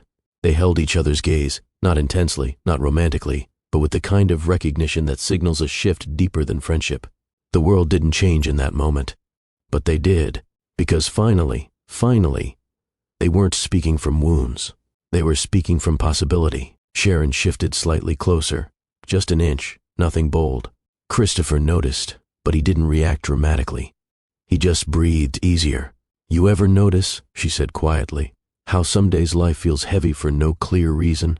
He chuckled softly. "Most of my adult life, I had one of those days today," she continued.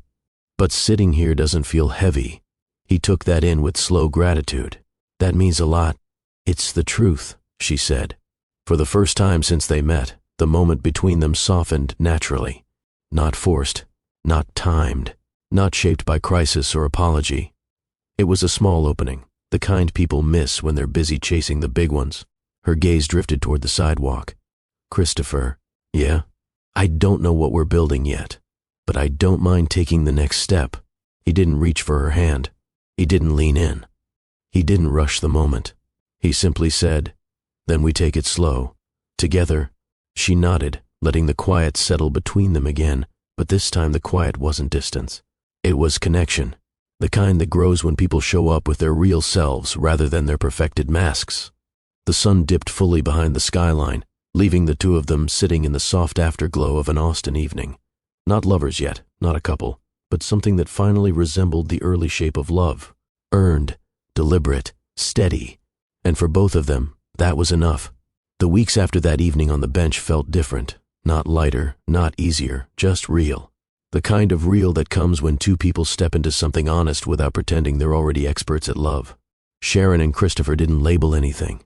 They didn't rush into a title. They didn't suddenly start acting like a couple. What they did was practice, the slow kind. Some mornings, he sent her a simple text. "Hope today feels manageable. Not perfect, just thoughtful." Some evenings, she responded with something small. "Today wasn't easy, but I made it." Neither message tried to impress the other. They were learning the rhythm of steady communication, the type that builds trust grain by grain. One Saturday, they met at a quiet corner of a local farmer's market in Austin, walking side by side, sampling peaches, talking about nothing too heavy. It was simple, until Sharon suddenly grew distant. She noticed Christopher checking his phone more than usual, 3 buzzes in less than 10 minutes. His company wanted him urgently. He tried to ignore it. She watched him ignore it, and part of her hated the weight it put on his shoulders. "You don't have to pretend you're fully off duty," she said gently, handing him a paper cup of lemonade. "I want to be present," he replied. She appreciated the intention, but she also heard the strain in his voice. "You don't have to perform presence," she corrected softly. "Just be honest about where you are." He stopped walking. "Sharon, I'm afraid of choosing wrong. If I leave work waiting, I feel irresponsible. If I answer everything immediately, I feel like I'm abandoning this." She nodded slowly. "I get it. Balance is hard for everyone, not just you, but I'm supposed to have it together," he admitted, voice tight. "Says who?" she asked. Silence. That was the question nobody had ever asked him, because everyone assumed his success meant emotional clarity. He exhaled, rubbing the back of his neck. "I'm scared I'll disappoint you." "You will," she said calmly. That startled him. Her tone wasn't harsh. It was whole truth, delivered gently. "You'll disappoint me. I'll disappoint you. That's how relationships work." She stepped closer. "I'm not expecting perfection. I'm expecting honesty." It wasn't romantic. It wasn't poetic. It was grounding. 2 weeks later, the challenge came from her side. Sharon had submitted an updated portion of her research model to a community review committee. The feedback came back mixed, some praise, some sharp critiques, some concerns about scalability. The email rattled her confidence more than she expected. When they met that evening at a small, quiet restaurant in East Austin, she seemed distracted. He noticed immediately. "You're somewhere else," he said. "I'm fine." He didn't push. They ordered food, talked about small things, and eventually, she sighed. "I'm so used to carrying everything alone that when criticism comes, it hits like a punch," she said quietly. "Like I'm back in that university office, being dismissed again." He understood more than she realized. "You don't have to be strong with me," he said. "That's the problem," she admitted. "I don't know how not to be." He leaned back, taking in her confession, recognizing it wasn't fear of him, but fear of losing herself in a partnership. "You can trust me without surrendering your independence," he assured. She managed a small smile. "I'm working on that." "We both are," he replied. Their first real conflict came on a random Tuesday, Nothing dramatic, nothing catastrophic. She had asked if he was free that evening. He had said yes, but a last-minute board issue pulled him into an emergency call. He missed their planned meet-up. When he finally texted her, he wrote, "I'm so sorry. I had to handle something urgent." Her reply was delayed. "Okay." He felt the coldness deeply. The next day, they met at her apartment courtyard. No shouting. Just two adults facing each other with the intention to understand. "I didn't cancel on you because I didn't care," he said. "It was a crisis." "I know," she said. "Then why does it feel like you're angry?" She inhaled slowly, pressing her fingertips together. "Because I'm afraid of being an afterthought." He froze. "And," she added, "because I didn't tell you that clearly. I just shut down. That's my part." He stepped closer. "Sharon, you are not an afterthought, but I'm still learning how to balance everything. I need grace while I figure it out, and I need reassurance while I figure out trust," she responded. Neither defended themselves. Neither minimized the other. They talked until the tension eased, not fully gone, but understood. That was enough. A few days later, sitting in her living room with soft music playing in the background, they had another vulnerable moment. He said, "I don't want us to avoid hard conversations. I'm done hiding behind success." She said, "I don't want to run the second I feel scared. I'm done letting old wounds make decisions for me." He looked at her then, truly looked. "What are we building, Sharon?" He asked quietly. "A partnership," she said. "Not a rescue mission, not a fantasy. Something real and slow," he added. "And slow," she agreed. He smiled, relieved. "I can live with that." They leaned back into the couch, closer than before, not touching, but close enough that comfort began to replace the cautious energy they once carried between them. No fireworks, no dramatic declarations, just two people choosing each other in real time. Love didn't arrive like a storm. It arrived like a quiet agreement. We will show up. We will communicate. We will grow, even when it scares us. It wasn't glamorous. It wasn't cinematic. It was daily work, the kind only visible when no one is watching. And for both of them, that was exactly the kind of love they needed. The shift didn't happen all at once. It never does in real life. But one crisp Friday morning, Sharon woke up with the sense that she was crossing into a new version of herself. Not because of a man, not because of a title, but because of something she had waited years to feel. Recognition without compromise. Sharon was sitting at her small kitchen table, the sun spilling across the floor in long, warm stripes. Her sister was still asleep down the hall, recovering well, breathing easier now that life carried fewer threats. She opened her laptop just to check messages before heading to a community meeting. She didn't expect anything extraordinary, but then she saw it. An email from the National Institute for Social Impact Research, a department she once dreamed of joining before her world fell apart. Her chest tightened.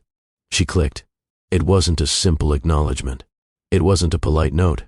It was an invitation. The committee had reviewed her predictive social model, the very one she had built in the margins of grief, debt, and responsibility, and they wanted her to present at their next conference. They cited her innovation, her clarity, her ethical grounding. No one mentioned her PhD advisor. No one mentioned her old university battles. They saw her. She covered her mouth with her hand, breathing slowly through the shock. No tears fell, but her eyes blurred. Years of self-doubt loosened their grip an inch. Not everything, but enough. She took a long breath and whispered to herself, "I'm still here." She didn't call him immediately. She wanted to sit with the moment alone first, to feel it fully without filtering it through anyone else's reaction. Later that afternoon, they met at a small community center where they'd been working with local organizers to apply Sharon's model in real-world spaces. They walked through the hallway together, reviewing notes on a clipboard. "You're quiet today," Christopher said. "Good quiet," she replied. He stopped walking. "What happened?" She handed him her phone with the email open. He read it once, then again. Then he looked up with an expression she hadn't seen on him before.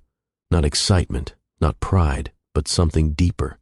Relief, as if a part of him had been silently rooting for this moment, long before she believed it was possible. "Sharon," he whispered. "This is huge." "I know," she said softly. "They finally see what you built. They do." He held her gaze a moment longer than usual. "Do you see it too?" he asked. She nodded. "I'm getting there." He smiled, Slow, warm, real, good. Because the world is finally catching up to you. That same week, Christopher faced his own milestone. A long-standing internal audit revealed how much of his company's former practices were built on habits he no longer believed in. Shortcuts, profit-first models, decisions that left communities on the margins. He had spent months repairing the foundation, bringing in ethical advisors, restructuring contracts, redirecting investments toward community ventures. When he presented the findings and reforms to his board, he spoke with a clarity that surprised even him. This company will no longer operate from fear, urgency, or pressure, he said.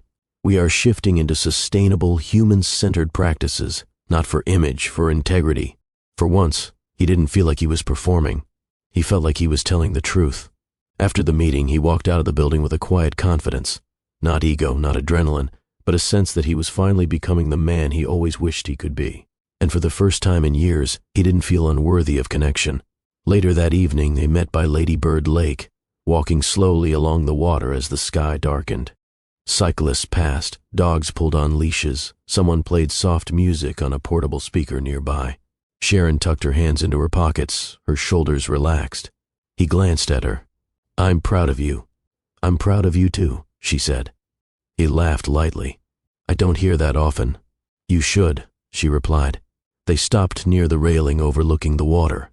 He gently leaned his side against it, facing her. There was no tension this time, no uncertainty pulling him backward. "What do you want next?" he asked.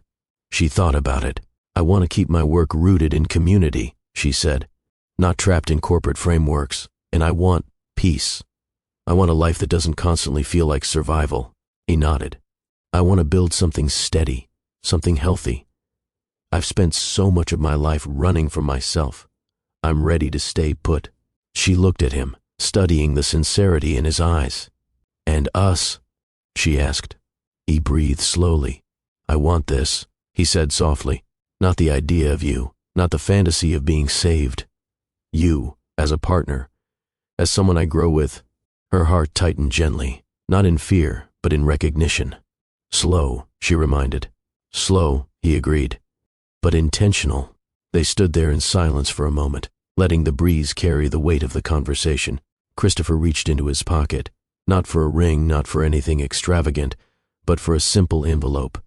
He handed it to her. "What's this?" she asked. "Open it." Inside was a printed document, a partnership agreement he had drafted for their community model. It outlined protections for her intellectual property, ethical use rules, community-first commitments, and joint ownership rights. No loopholes, no corporate traps, no fine print designed to control her. It was the most honest contract he had ever written.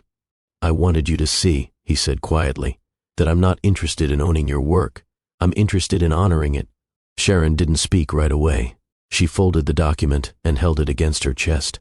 "You're serious about this," she whispered. "About us?" "Yes," he said, "but not in a rush, not in a sweeping gesture. In the real way."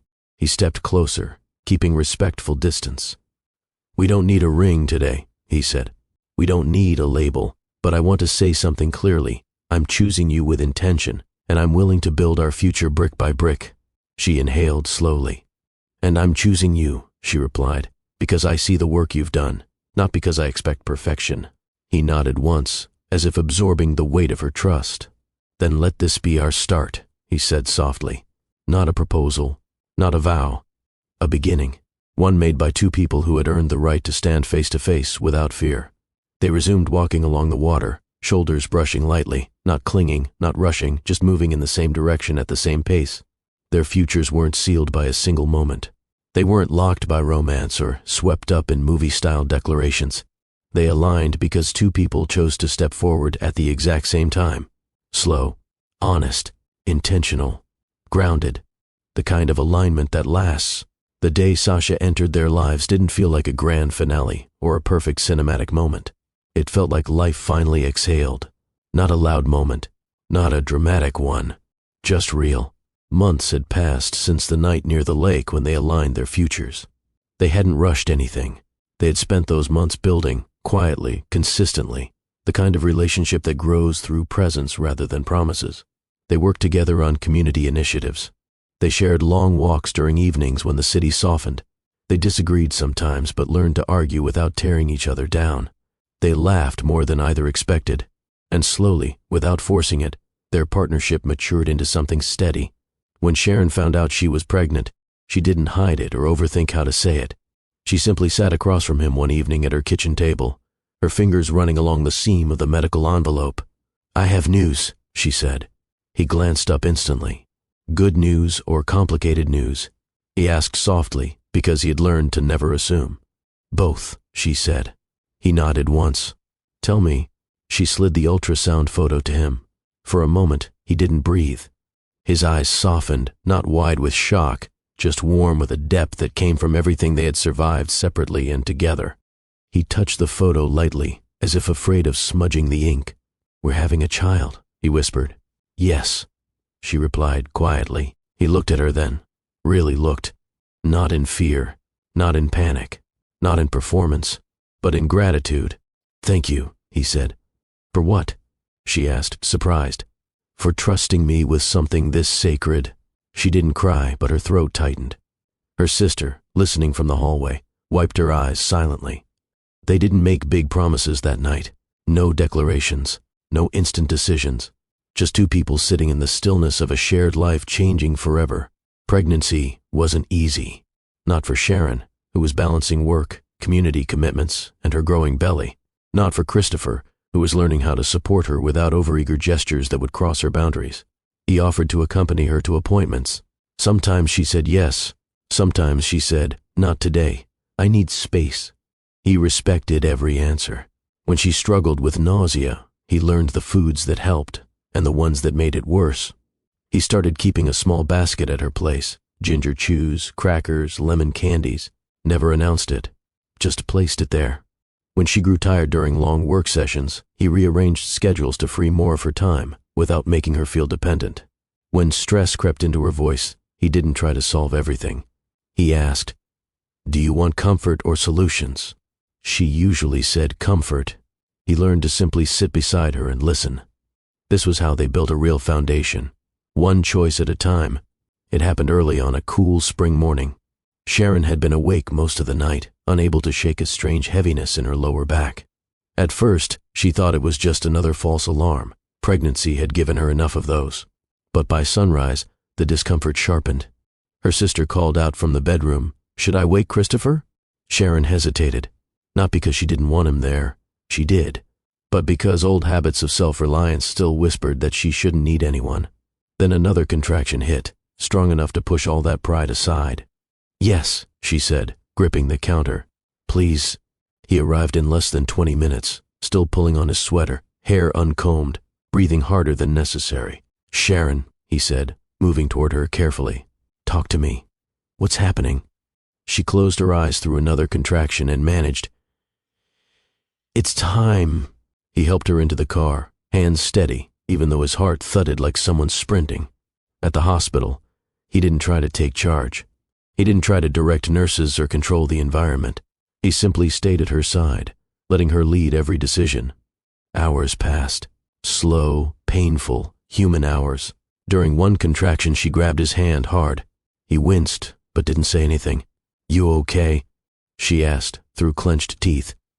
"I'm good," he said. "Focus on breathing." She pushed, breathed, pushed again. And then, quietly, without fanfare, the nurse said, "She's here." A small cry rose into the room. Not loud, not dramatic, just enough to make the world feel different. They placed the tiny baby on Sharon's chest, warm, new, perfectly real. Sasha. Sharon stared at her daughter with a quiet awe she didn't have words for. Not the awe of fantasy, but the awe of survival and new beginnings. Christopher stood next to them, eyes shining, not touching the baby yet, waiting for Sharon to invite him into the moment. She looked at him and nodded. "Come here," she whispered. He placed his hand gently on Sasha's back, barely touching her. He wasn't trembling from fear. He was trembling from the weight of everything this moment meant. "We did this," he said softly. Sharon looked at him, exhausted but smiling. "Yes," she replied. "We did." The hospital room quieted. Sasha slept on Sharon's chest, tiny fingers curled, her breath soft and steady. Christopher sat beside the bed, his knees touching the frame lightly, his posture relaxed for the first time in years. He didn't think about business. He didn't think about expectations. He didn't think about failure. He thought about the woman who had looked him in the eye months ago and said, "Fix yourself first." He thought about the boundaries she held, the strength she carried, the life she rebuilt, and the courage she showed even when she didn't feel brave. He thought about how she had changed him, not by rescuing him, not by tolerating him, but by challenging him to grow. And he thought about their daughter, who would grow up watching two imperfect people try their best every day. He whispered, more to himself than anyone, "I'm going to do this right." Sharon opened her eyes slightly. "What did you say?" she murmured. He smiled. "I said, I'm grateful she gets you as her mom." Sharon chuckled softly, too tired to tease him for being sentimental. "Get some rest," she whispered. "You first," he replied. "No," she said, eyes closing again. "You're always trying to earn something. Just rest. Be here." He understood exactly what she meant. Love wasn't him proving his worth. It wasn't her proving her independence. It wasn't performances or expectations. It was being present, together, even in the quiet moments when no one was watching. Real love doesn't rescue you. It grows with you. It challenges you. It makes room for your past while guiding you toward a healthier future. Sharon didn't fall for a billionaire. She built a life with a man who finally learned how to show up. Christopher didn't fall for perfection. He fell for a woman who refused to shrink her truth to make him comfortable. And Sasha, tiny, breathing, new, became the living reminder of something life often tries to teach us. Love is a choice you make every single day, not a moment you stumble into, not a story built on fantasy, but a life shaped by growth, accountability, and intention.